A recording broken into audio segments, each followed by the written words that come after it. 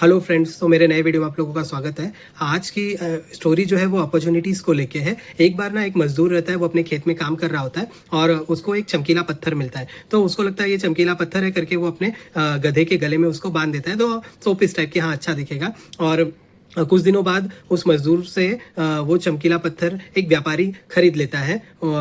वो मज़दूर को पूछता है इसका कितना पैसा, तो मज़दूर के लिए वो चमकीला पत्थर जैसा था, तो वो बोलता है कि 50 रुपया। तो वो व्यापारी उसको 50 रुपये देके वो चमकीला पत्थर लेके जाता है और अपने दुकान के तराजू में उसको लगा देता है एज अ शोपीस आइटम। और एक दिन उस व्यापारी के दुकान में एक जौहरी आता है और वो तराजू के अंदर चमकीला पत्थर देखता है, तो वो बोलता है कि अरे ये चमकीला पत्थर आप कितने में दोगे? तो वो व्यापारी बोलता है कि ये मैं 100 रुपये में आपको दे दूंगा। लेकिन वो जौहरी बोलता है कि नहीं, 80 रुपया। तो वो बोलता है कि नहीं, मैं 100 रुपये में ही दूंगा।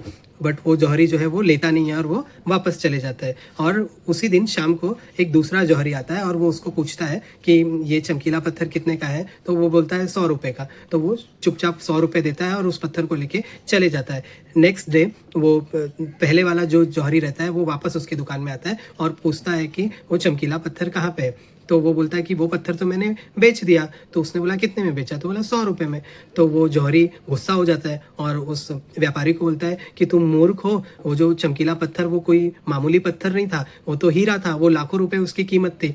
तो वो दुकानदार को बोलता है उस जौहरी को कि मुझसे बड़े तो मूर्ख तुम हो, मुझे तो पता नहीं था कि वो चमकीला पत्थर हीरा है, लेकिन तुमको तो पता था।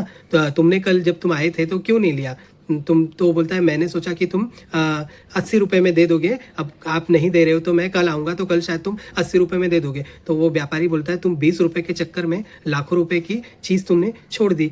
और तुम जौहरी होने के बाद भी तुमको हीरे की पहचान थी, उसके बाद भी तुमने वो हीरा सिर्फ 20 रुपये के लिए नहीं खरीदा मुझसे 100 रुपये में, तो मुझसे बड़े मूर्ख तो तुम हो। तो इस स्टोरी से हमको क्या सीखने को मिलता है कि अगर जब कभी हमको कोई अपॉर्चुनिटी मिल रही है तो हम छोटी छोटी चीज़ों के लिए कई बार बड़ी अपॉर्चुनिटीज़ को छोड़ देते हैं।